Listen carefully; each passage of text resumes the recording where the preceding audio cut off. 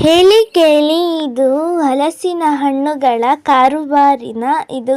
ಹಲಸಿನ ಹಣ್ಣನ್ನು ಪಕ್ಕದ ಮನೆಯವರು ತಂದು ಯಾವುದಾದರೂ ಮೂಲೆಯಲ್ಲಿ ಅವಿತಿಟ್ಟರೂ ಅದರ ವಾಸನೆ ನಮ್ಮ ಮೂಗಿಗೆ ಬಡಿಯುತ್ತದೆ. ಒಂದು ವೇಳೆ ಕದ್ದು ಮುಚ್ಚಿ ನಾವು ತಂದು ಮನೆಯಲ್ಲಿ ಹಲಸಿನ ಹಣ್ಣು ಕುಯ್ದರೂ ಅಕ್ಕಪಕ್ಕದವರು ಅದನ್ನು ಪರೀಕ್ಷಿಸಲೆಂದೇ ಹಾಗೆ ಸುಮ್ಮನೆ ಒಂದು ರೌಂಡ್ ನಮ್ಮ ಮನೆಗೆ ಬಂದು ಹೋಗುವುದು ವಾಡಿಕೆ.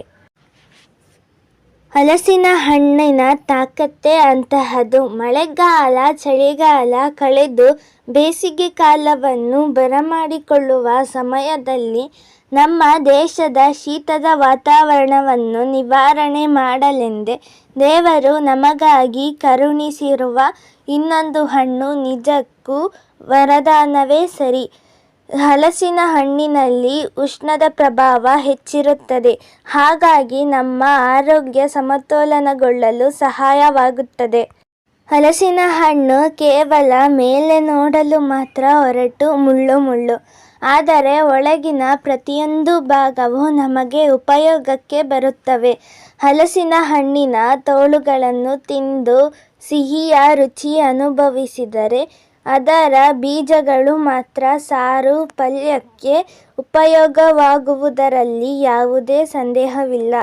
ನಮ್ಮ ಪುಣ್ಯಕ್ಕೆ ಇಡೀ ವಿಶ್ವದಲ್ಲಿ ನಮ್ಮ ಭಾರತವೇ ಅತಿ ಹೆಚ್ಚು ಹಲಸಿನ ಹಣ್ಣು ಬೆಳೆಯುವ ದೇಶವಾಗಿದೆ.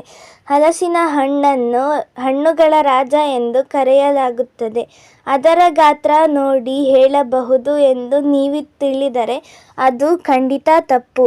ಪ್ರಪಂಚದಲ್ಲಿ ಯಾವುದೇ ಒಂದು ವಸ್ತು ಅಥವಾ ಒಬ್ಬ ವ್ಯಕ್ತಿ ಒಳ್ಳೆಯ ಹೆಸರನ್ನು ಸಂಪಾದನೆ ಮಾಡಬೇಕೆಂದರೆ ಆತನಿಗೆ ಅಥವಾ ಆ ವಸ್ತುವಿಗೆ ಸರಿಹೊಂದುವ ಗುಣಲಕ್ಷಣಗಳು ಲೆಕ್ಕಕ್ಕೆ ಬರುತ್ತವೆ.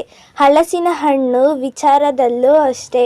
ಅದರಲ್ಲಿರುವ ಅದ್ಭುತ ಆರೋಗ್ಯಕ್ಕೆ ಸರಿಯಾಗುವ ಗುಣಲಕ್ಷಣಗಳು ಹಲಸಿನ ಹಣ್ಣಲ್ಲಿ ಒಂದು ವಿಶೇಷ ಸ್ಥಾನದಲ್ಲಿ ಎಲ್ಲ ಹಣ್ಣುಗಳಂತೆ ಎತ್ತರದಲ್ಲಿ ಹೋಗಿ ನಿಲ್ಲಿಸಿದೆ. ಓಕೆ ಫ್ರೆಂಡ್ಸ್, ಈ ವಿಡಿಯೋ ನಿಮಗೆ ಇಷ್ಟವಾದಲ್ಲಿ ನಮ್ಮ ಚಾನಲ್ಗೆ ಲೈಕ್ ಮಾಡಿ, ಶೇರ್ ಮಾಡಿ ಹಾಗೂ ಸಬ್ಸ್ಕ್ರೈಬ್ ಮಾಡಿ. Thanks for watching.